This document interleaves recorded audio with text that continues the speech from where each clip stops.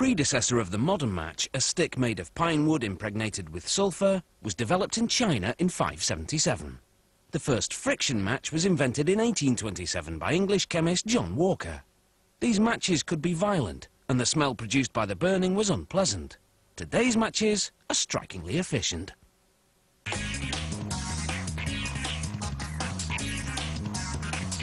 Gone are the days of dodgy matches and nasty niffs. Today's matches are safer, and any smell dissipates in seconds.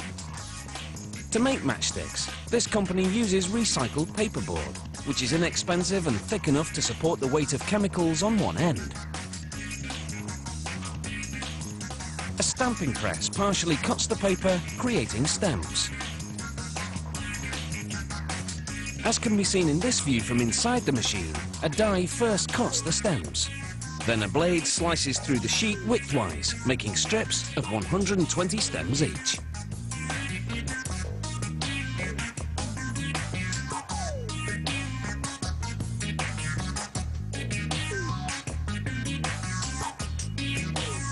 At actual speed, it's just a blur, as the press makes nearly 500 strips per minute. Next, the strips move through a bath of hot wax. The wax soaks into the stems to about 1/3 of the way up. Then they dry in an oven for 15 seconds.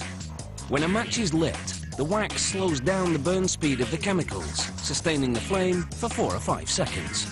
Those chemicals are gelatin and silica to bind the chemicals to the stick, potassium chlorate and animal protein for oxidization, sulfur to fuel the flame, and 2 fillers.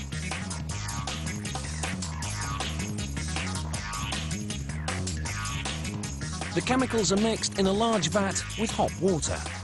This 317 kilo batch is enough to make the chemical batter for 25 million match heads.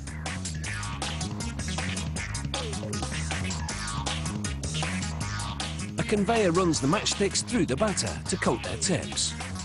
3 rollers in the tank raise the surface of the batter. The first 2 ensure the front and back of the heads get covered. The third rotates faster to remove excess batter as the heads leave the tank.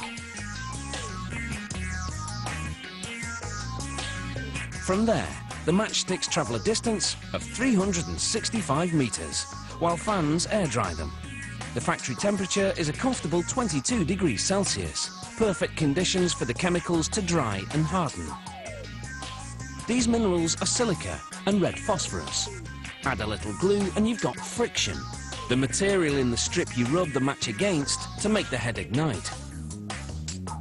To make these striker strips, as they're called, a steel wheel rolls friction onto paper that's moving through a cutting press. This isn't the same paper from which the matchsticks are made. It's a higher quality non-recycled paper, suitable for colour graphics, because many clients order custom printed matchbook covers.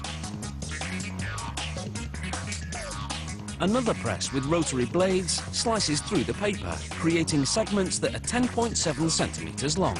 That's the length of an unfolded matchbook.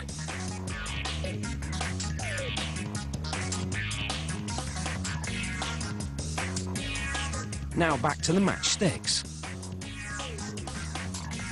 The strips are arranged into double layers. A conveyor then feeds them into a machine that'll attach them to the matchbook covers. The machine performs several tasks.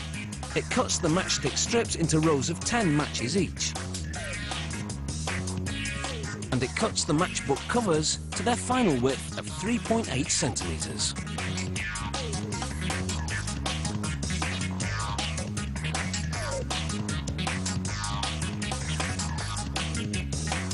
The machine folds the matchbook covers over 2 rows, or 20 matches, then inserts 1 strong staple through all 4 layers. Next, a conveyor moves the assembled matchbooks to another machine that counts them and creates 2 side-by-side rows of 25, ready for boxing. This company also makes its boxes out of recycled paperboard. Each one holds 50 matchbooks. This is one factory where strike action is always welcome.